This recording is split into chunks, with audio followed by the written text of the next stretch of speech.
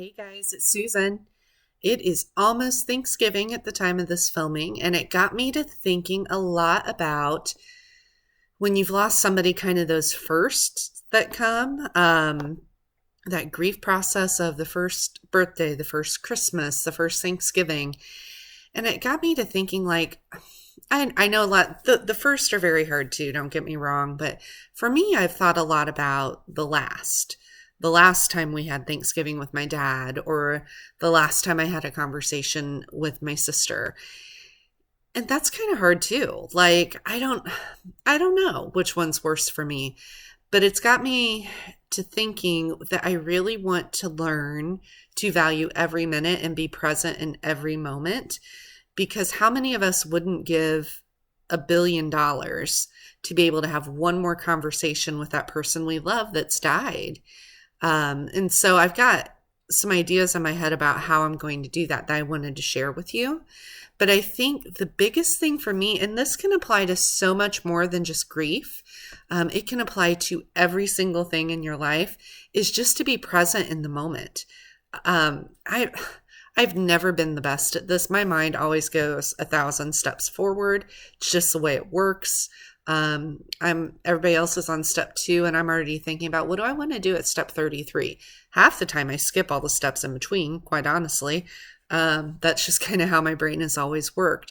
But what I've noticed with that is when I'm spending time with my friends or my family, I hadn't been really good about being completely in that moment and there with them the whole time. I mean, I was there with them, of course, but my mind was going other places. And as my family and I have walked kind of this path of grief after we lost my dad and my sister, I've learned a lot about like what's truly important. And it's not the accomplishments that you make in life. It is being able to say you have no regrets when someone's gone. Of course, we're going to miss them, but not regretting not having an important conversation, or making sure you're not regretful about not spending enough time with somebody. We all never know how many days we have left.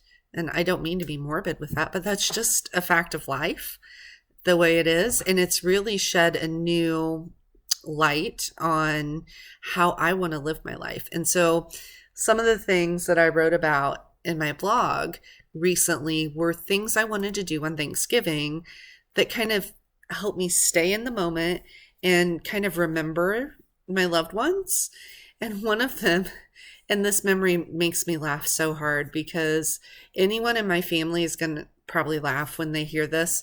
Like, one of the things I want to do is lay on the sofa and take a nap amidst all the chaos of Thanksgiving Day, because that was one thing my dad could always, always, always do, was just lay down and take a nap. Half the time he would have on his orange hunting hat. So if I can find that, I might try it. I don't think I can do it. I won't be able to shut things out and take a nap, but at least I could pretend and try. And another thing, my dad loved the woods. And so one of my goals, as long as the weather's decent, is to just go for a walk in the woods and see it as he used to see it and enjoy that. But my biggest goal is just to really be present with my family, not worry about my phone. And that one's a hard one for me. That is a big tip. Like, if you really want to be present, turn your phone off, turn it over, put it in your purse and walk away from it. Any of those things, because I am so distractible that if I have my phone anywhere near me and I see a notification go off, I'm like, oh, what's that? And then I've lost part of the conversation.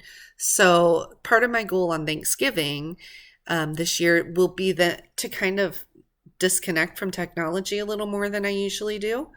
Little nervous about that, I'll be honest, because technology is kind of life to me right now. I do a lot of my socialization and like a lot of my business stuff on the phone. And so it's such a habit to have it in my hand. And I know we've all kind of moved that way with all the COVID stuff of constantly either Zooming with somebody, talking to them on FaceTime, is something where we have to have the technology available. So that's part of what I'm going to do.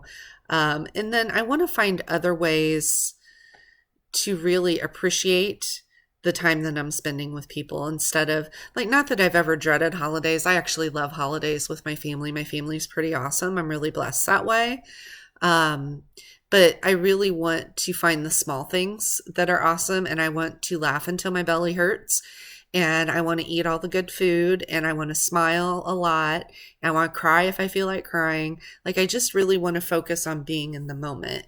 And I know I focused a lot on the holidays with this video, but again, this can go for anything. Like, I think so many of us have 9 trillion different things on our mind all the time that we are not super focused on who we're talking to, what they're talking about. A lot of us are trying to come up with what we want to say when the person's not even done talking yet. One tip that I give people that I'm working with is pause for 5 seconds. People don't notice when you do that. Like, honestly, I probably just paused for 3 or 4. And they don't notice. And that gives your brain time to process what they have said and kind of repeat it back to them or answer it correctly, as opposed to just saying what you think, like after 10 words of what they say, what you think you should say. What that does is a couple things. That makes you really connected with that person you're talking to. How many of us want more connection with people? Don't you think the person talking to you wants to feel connected to you in some way? That is part of what we were created to do. We're created to connect with other people. God made us special that way, and we can connect in lots of different ways, but one of those is really showing that you're invested in the conversation that you're having with somebody. And again, that means not looking at your phone. I am preaching to the choir with this one. I know, I get it. It's hard, but that's part of it. And then part of it is just truly listening to what they have to say. Like, if you're coming up with an answer and they're still talking, you may miss like the bulk of the important part of what they were trying to say. And they're like, she doesn't really care. Like, she didn't really hear what I was going to say. I'm just going to, not say too much. So just some suggestions for this holiday season of, on the grief end of things, really just trying to create those memories and really hold on to memories with the people you care about, whether it's friends or family or coworkers or whoever it is, so you don't regret anything.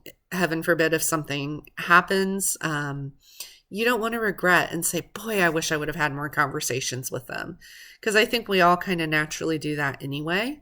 But then the other thing is, be really invested in the people you're talking to.